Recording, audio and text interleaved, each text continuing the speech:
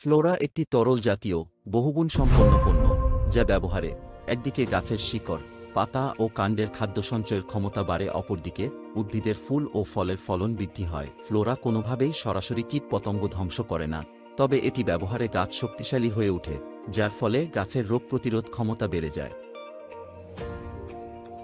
Flora একটি পরিবেশ বান্ধব পণ্য, গাছ স্বাস্থ্যবান হয় এবং অধিক পাতা ও ডালপালা গজায়। অধিক শিকড় গজানোর ফলে মাটি থেকে অধিক পুষ্টি গ্রহণ করে, ফুল ফলের রং চকচকে ও সম আকৃতির বড় হয়।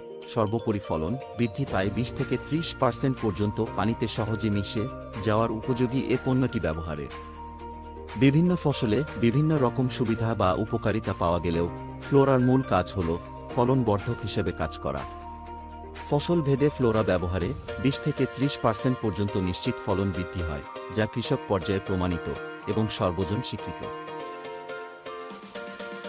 ফসল ধান, ভুট্টা, গম প্রতি 10 লিটার পানিতে 5% জমির জন্য 3 মিলি 1 লিটার পানিতে। ফসল পর্যায় অনুযায়ী প্রথম প্রয়োগ মূল জমিতে চারা রোপণের 20 দিন পর 1 বিঘা জমিতে ইউরিয়া সারের সাথে 250 মিলি ফ্লোরা মিশিয়ে ব্যবহার করতে হবে।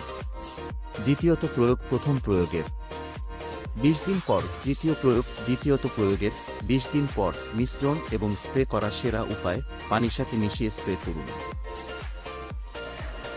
ধান, গম, ভুট্টা, আখ, আলু, বেগুন, টমেটো, তরমুজ, পান, আম, লিচু, কলা, পেঁপে, মরিচ, পেঁয়াজ, রসুন, বিভিন্ন ধরনের সবজি ও ফল এবং কুমড়া, ডাল, মশলা ও তেল জাতীয় ফসলে ব্যবহারে এটা ফসলের ঘাটতি পূরণের জন্য অধিক কার্যকরী।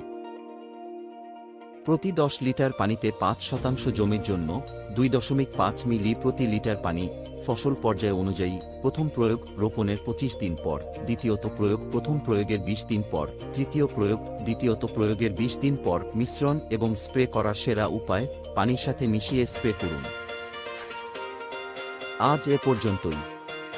সবাই ভালো থাকবেন, সুস্থ থাকবেন। দেখা হবে নতুন কোনো ভিডিওতে। আমার চ্যানেল একদম নতুন, সবাই সাবস্ক্রাইব করবেন। আল্লাহ হাফেজ।